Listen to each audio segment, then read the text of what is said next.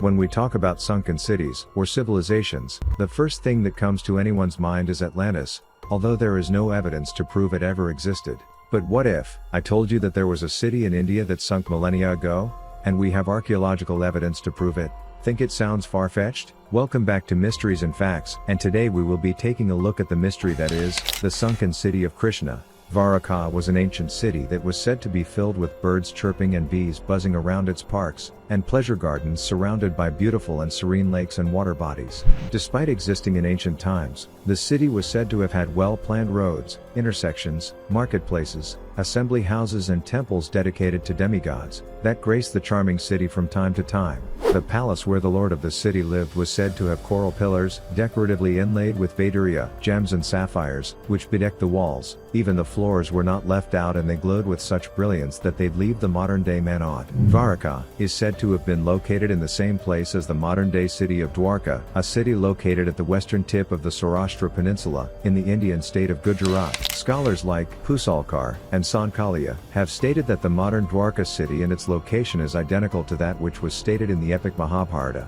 Today, Dwarka is considered one of the principal holy places to visit in India, and is also one of the Saptapuri, or 7 sacred sites of Hinduism, as well as one of the Tirtha, or 7 pilgrimage sites for spiritual liberation. It is also considered one of the 4 Dhammas, sacred pilgrimage places, in Hinduism.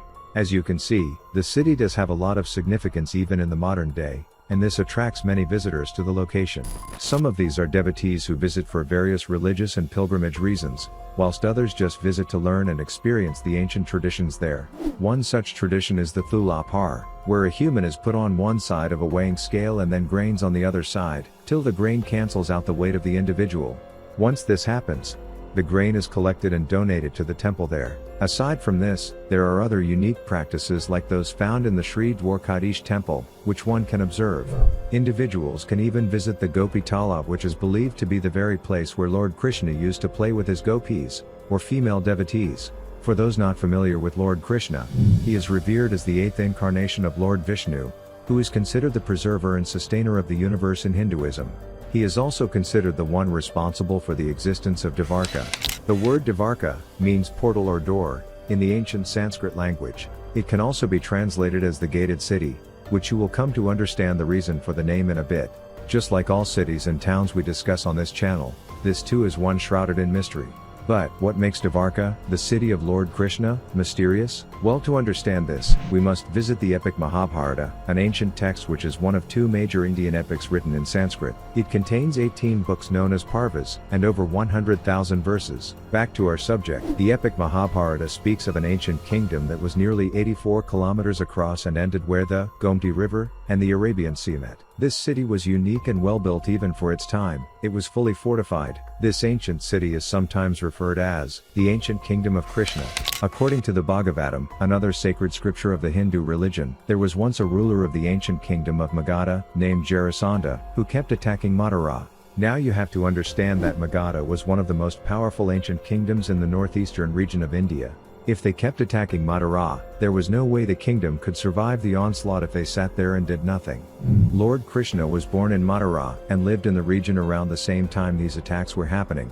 This means, he too and his clan were affected by them and not very safe. To protect his clan, Lord Krishna decided to establish a separate city on India's western coast. But if this new city was going to protect them, then it could not be like any other. It had to have defenses that were not easily penetrable. To make sure the new place will be up to standard, Lord Vishnu sought the services of Vishwakarma, who was a renowned architect for their time. Understanding the needs of the Lord Krishna, Lord Vishwakarma, a deity known as the divine architect and son of Lord Brahma, designed a city that was so fortified, it could only be reached by ship. It was built near Kushasthali, and housed thousands of individuals, and many beautiful palaces within it. The city soon rose to prominence, and became an archaeological wonder even for its time. But if the city was so fortified, how did it fall? After 125 years on the earth, Lord Krishna departed to join the spiritual world. The moment after his departure, the Kali age, which is characterized by spiritual and moral decline, as well as societal chaos, including various wars, began. During this period, Varuna, the Vedic deity associated with the cosmic waters and celestial oceans, sunk the island. According to the 23rd and 34th stanzas of the Mahabharata, the city was sunk into the Arabian Sea, but Lord Krishna's palace was spared. There are some who do not share this view, however. Although they believe that the lost city sank, they don't think it sank through the devices of the deity of cosmic waters. They believe it was actually attacked by a Vimana, which is an ancient flying machine.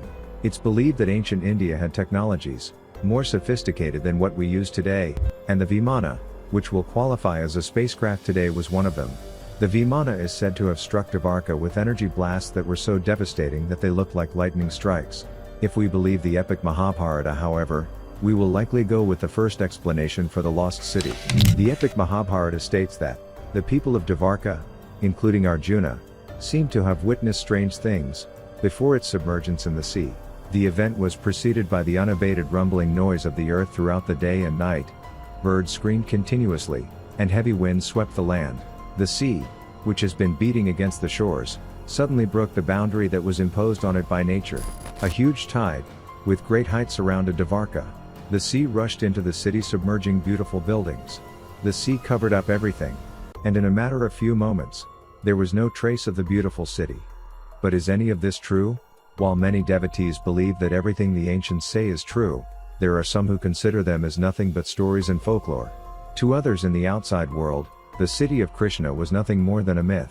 This perception was, however, challenged when the results of excavations around the island of Dwarka, lasting many decades, started coming to light. The search for the submerged city began in the 1930s, but it was not until the 1960s, specifically 1963, that the Deccan College, Pune, and the Department of Archaeology, Government of Gujarat began to dig the site. Their enthusiasm and dedication to the cause paid off, as they discovered artifacts that were many centuries old. As profound as the discovery was, if you know anything about scientists, you'd know they didn't just give up after the first breakthrough. They conducted a more extensive search between 1983 and 1990. This was done by a team of marine archaeologists led by Dr. S.R. Rao. This was much more successful than the first, as they discovered artifacts and many more. If you are enjoying this video and haven't hit the like and subscribe buttons already, this will be a good time to do so. Using various technologies and techniques in underwater archaeology, such as side-scan sonar, underwater cameras, and remotely operated vehicles, allowed them to make discoveries that had never been discovered in previous surveys of the sites. The side-scan sonar allowed them to use sound waves to create images of the sea floor, allowing them to identify potential areas of interest to their search, after which they used the underwater cameras and remotely operated vehicles to capture images of these areas of interest. This eventually led them to discover submerged structures, which no one had ever seen to that point. Naturally, they were eager to handle these discoveries, and they deployed divers to collect samples for review, which included radiocarbon dating and thermoluminescence dating. The divers came back up with various pottery fragments and other artifacts, such as pottery vessels, beads, terracotta figurines, and seals. This was a major archaeological breakthrough, not just in India but in the whole field of underwater archaeology. They also discovered fortified foundations, different stone blocks, pillars, and even irrigation systems. During excavation exercises for these discoveries, the team realized that some of the stone blocks were designed in a way that was reminiscent of ancient large temples. There was also evidence of residential areas, as they discovered houses and living quarters whose design and layout. Remember, I mentioned Dwarka means portal? Experts believe that the lost city must have served as a harbor area and was used for anchoring vessels. Various stone anchors were also found along the structures, which indicates that Dwarka must have been a busy port center in the ancient times.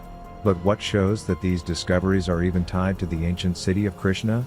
Remember the radiocarbon luminescence dating I mentioned earlier? Well, they are scientific techniques used to tell how old an item is. The exact science is a bit more complicated and we can't get into it now, but basically by using this process, scientists can tell how old an item is, and they applied this process to all the things they recovered from the sea. Some of the pottery was dated as far back as 3528 BC, and some of the seal inscriptions recovered were also dated as far back as 1500 BC. This places the Sunken City and the items within anywhere between the 2nd and 3rd millennium BC, which is amazing when you think about it. Dr. S.R. Rao, who had been looking for evidence of the submerged city, stated that the location of the ancient city of Krishna in Dwarka, and the site where they made their discoveries, which is modern-day Gujarat, correspond with all that literature on the ancient city has stated. He was so confident that they had located Dwarka, that he said the only thing missing was the inscription that spelt out the name of the city. Based on the data gathered from the excavation site, experts believe that the lost city was built on reclaimed land, and was probably drowned in the sea when the water levels rose. Scientifically, this could have been caused by anything ranging from geological disturbances to coastal erosion. But what if the deity of the sea is responsible, like the epic Mahabharata states? I mean, the science we have today can tell how things in the past happened, and not necessarily why they happened. Those are usually left to the deduction of scientists based on available data, evidence, and scientific theory. If the epic Mahabharata was accurate about the events we have verified so far, what's to say it's not about the deity sinking the city? If there's anything, the discovery of the city of Krishna serves as validation of the historical relevance of the epic Mahabharata. But what do you think? Share your thoughts with us in the comments section. While you are at it, do not forget to like this video, subscribe, and hit the notification bell for more. Thanks for staying with us. See you in the next one.